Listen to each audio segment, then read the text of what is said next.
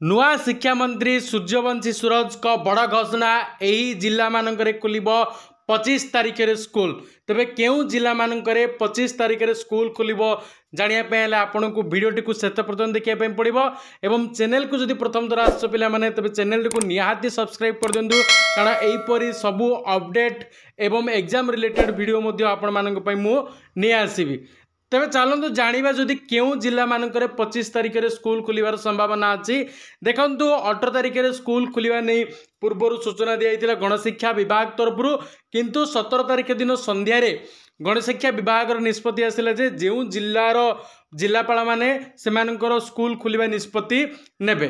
तेणु सी अनुसार कौन होता केतेक जिले में गोटे दिन स्कूल छुट्टी कराइला, केते जिले में सकाळ स्कूल कराइला एवं मुख्यतः 4टी जिला जो कि अत्यधिक प्रबल गरम होता जमी गंजाम, भद्रक, सुवर्णपुर, बरगड़ यही 4टी जिला को 20 तारिख पर्यंत स्कूल छुट्टी रखापी घोषणा कराइला। जहाँ सूचना मिलूँ यही 4टी जिले में एवं ग्रीष्म प्रभाव जारी रही।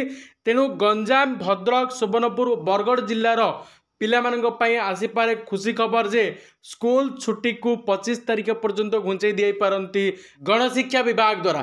किंतु अन्य जो जिला गुड़िक जदि स्कूल खुले ताहले सकाळ स्कूल ही हम कारण जो प्रकार ग्रीष्म प्रभाव जारी रही एवं गुळुगुळी होची दृष्टि रखी अन्य जिला गुड़िक सकाळ स्कूल हो पारे।